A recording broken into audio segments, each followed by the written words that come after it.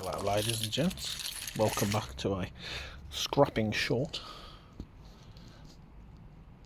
I'm working at a business at the moment. They have a skip, and let's see what's in the back of Stanley the Skoda.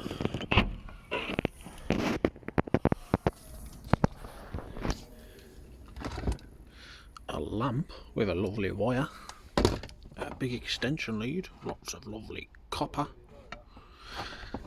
and then I'm not particularly sure what it is. But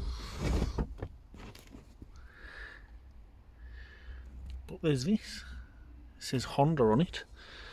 It's in excellent condition. It looks like some sort of housing off a motorcycle or something.